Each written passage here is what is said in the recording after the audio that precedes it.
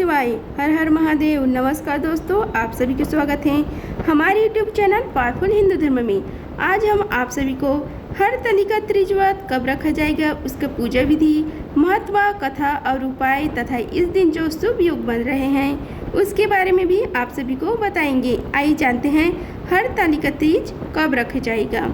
अपने सुहाग की रक्षा के लिए महिलाएं हर साल हरतालिका तीज का व्रत रखती हैं। धार्मिक दृष्टि से यह व्रत भाद्रपद की महीना की शुक्ल पक्ष की तृतीया तिथि पर रखा जाता है।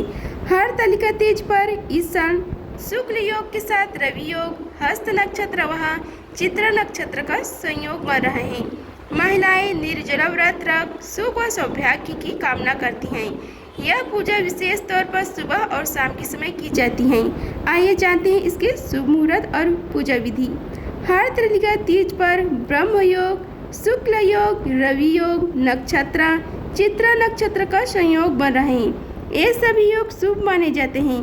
दृक पंचांग के अनुसार सुबह 9:25 से 7 सितंबर सुबह 6 से 2 बजे तक रवि योग रहेगा। शुक्ल योग 5 सितंबर की शाम से शुरू होकर रात 10:15 तक रहेगा, जिसके बाद ब्रह्म योग का निर्माण होगा। हस्त नक्षत्र सुबह 9:25 तक रहेगा, जिसके बाद चित्र नक्षत्र लग जाएगी। उदय तिथि के अनुसार व्रत 6 सितंबर को रखा जाएगा। भाद्रपद मास शुक्ल पक्ष की तृतीया तिथि के 5 सितंबर दोपहर 12:21 से शुरू हो जाएगी, जो 6 सितंबर दोपहर 3:01 तक ही रहेगा। ऐसे में कई लोग लेकर कंफ्यूज है कि संध्या में हरतालिका तीज का पूजन कैसे करेंगे। इसके बारे में आप सभी को बताते हैं। निश्चित ही तृतीया तिथि 6 सितंबर को दोपहर 3:01 तक ही है, लेकिन यह तृतीया तिथि चतुर्थी युक्त है। शास्त्रों में स्पष्ट अंकित है कि चतुर्थी सत्य या तो सतृतीया फलप्रदा अर्थात चतुर्थी युक्त तृतीया तिथि में हरतालिका तीज का व्रत शुभ फल देने वाला है। इसलिए पूरे दिन और संध्या में भी हरतालिका तीज का व्रत पूजन किया जा सकता है। पौराणिक कथा के अनुसार माँ पार्वती ने भी हरतालिका तीज का व्रत रखा था। अब हम सुबह के शुभ मुहूर्त के बारे में बताते हैं। हरतालिका तीज पर सुबह 6:02 से 8:33 तक भगवान शिव और माता पार्वती की पूजा का शुभ संयोग हो रहेगा। शाम की में पूजा का शुभ मुहूर्त है। शाम की पूजा गोधूली मुहूर्त में शुभ मानी जाती है। दृक पंचांग के अनुसार 6 सितंबर को 6:36 से 6:59 तक गोदावरी मुहूर्त रहेगा। अब हम आप सभी को इसकी पूजा विधि के बारे में बताते हैं। सबसे पहले चौकी सजाएं। चौकी की चारों ओर केले के पत्तों को कलावे से बांध दें। साफ कपड़ा बिछाकर कलश की स्थापना करें। श्री गणेश जी को प्रणाम करें। इस पूजन में मिट्टी या रेत से शिव परिवार बनाकर पूजा किया जाता है। प्रभु का जलाभिषेक करें। 16 श्रृंगार का सामान, अगरबत्ती, धूप दीप, शुद्ध घी, पान, कपूर, सुपारी, नारियल, चंदन, फल फूल के साथ आम, केला, बेल व शमी के पत्ते से पूजा करें। हरतालिका तीज व्रत की कथा का पाठ करें। फिर आरती के बाद श्रद्धा के साथ भोग लगाकर क्षमा याचना करें। अब हम आप सभी को हरतालिका तीज की कथा का रसपान कराते हैं। आइए रसपान कीजिए कथा का। तुरंत कथा को माता पार्वती को स्वयं भगवान शिव ने सुनाई थी।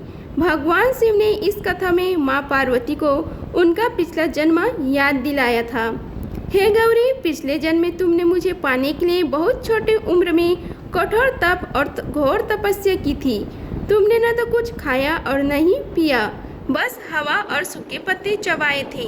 जला देने वाली गर्मी हो या कपा देने वाली ठंड, तुम नहीं हटी और डटी रही।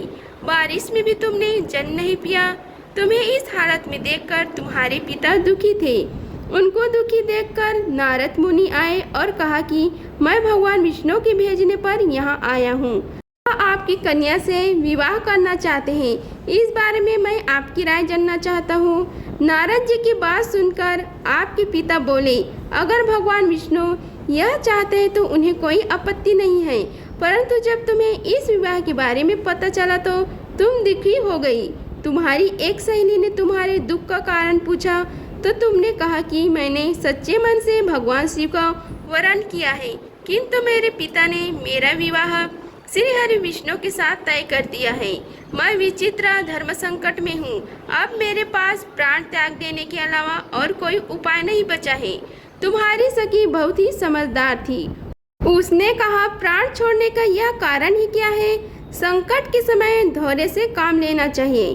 भारतीय नारी के जीवन की सार्थकता इसी में है कि जिसे मन से पति रूप में एक बार वर्ण कर लिया, जीवन पर्यंत उसी से निर्वाह करे। मैं तुम्हें घनघोर वन में ले चलती हूँ, जो साधना स्थल भी है और जहाँ तुम्हारे पिता तुम्हें खोज भी नहीं पाएंगे। मुझे पूर्ण विश्वास है कि ईश्वर अवश्य ही तुम्हारी सहायता करेंगे। तुमने ऐसे ही किया। तुम्हारे पिता तुम्हें घर में न पाकर बड़े चिंतित और दुखी हुए। इधर तुम्हारी खोज होती रही, उधर तुम अपनी सहेली के साथ नदी के तट पर एक गुफा में मेरी आराधना में लीन रहने लगी। तुमने रेत की शिवलिंग का निर्माण किया। तुम्हारी इस कठोर तपस्या के प्रभाव से मेरा आसन हिल उठा और मैं शीघ्र ही तुम्हारे पास पहुंचा और तुमसे वर मांगने को कहा। तब अपनी तपस्या की फलीभूत मुझे अपने समक्ष पाकर तुमने कहा, मैं आपको सच्चे मन से पति के रूप में वर्ण कर चुकी हूँ। यदि आप सचमुच मेरी तपस्या से प्रसन्न होकर यहाँ पधारे हैं तो मुझे अपनी अर्धांगिनी के रूप में स्वीकार कर लीजिए। तब तथा अस्तु कहकर मैं कैलाश पर्वत पर लौट आया। उसी समय गिरिराज अपने बंधु बंधाओं के साथ तुम्हें खोजते हुए वहां पहुँचे। तुमने सारा वृतांत बताया और कहा कि मैं घर तभी जाऊंगी अगर आप महादेव से मेरा विवाह करेंगे। तुम्हारे पिता मान गए और उन्होंने हमारा विवाह करवाया। इस व्रत का महत्व यह है कि मैं इस व्रत को पूर्ण निष्ठा से करने वाली प्रत्येक स्त्री को मनवांछित फल देता हूँ।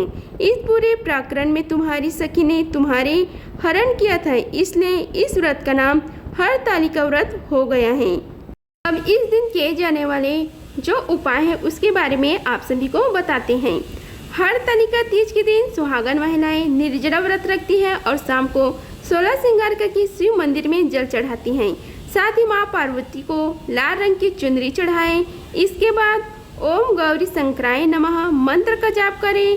अपनी श्रद्धा के अनुसार चुनरी में 7, 11 या 21 रुपया बांधें। हरतालिका तीज की शाम को शिव पार्वती के मंदिर में जाकर पूजा करें और शुद्ध घी के दीपक जलाएं। इस उपाय से कुमारी लड़कियों को मनचाहा जीवन साथी मिलती हैं। कुमारी ब्राह्मण कन्या को उसके पसंद के कपड़े दिलवाए और साथ ही कुछ उपहार भी दे दे। माता पार्वती को हल्दी की 11 गांठ चढ़ाने से लड़की के विवाह के योग बन जाते हैं। इस दिन भगवान शिव पार्वती का अभिषेक दूध में केसर मिलाकर करें। इससे भी पति पत्नी में प्रेम बना रहता है। इस दिन पति पत्नी सुबह उठकर स्नान आदि करने के बाद किसी शिव पार्वती मंदिर में जाएं और लाल फूल अर्पित करें। हरतालिका तीज पर पूजा करने के बाद देवी पार्वती को खीर का भोग अवश्य लगाएं। अगर आप सभी को हमारी वीडियो अच्छी लगी होगी तो वीडियो को लाइक कीजिए, चैनल को सब्सक्राइब कीजिए और कमेंट बॉक्स में ओम गौरी शंकराय नमः लिखिए। धन्यवाद। मिलते हैं अगले वीडियो में, तब तक के लिए ओम नमः शिवाय। हर हर महादेव।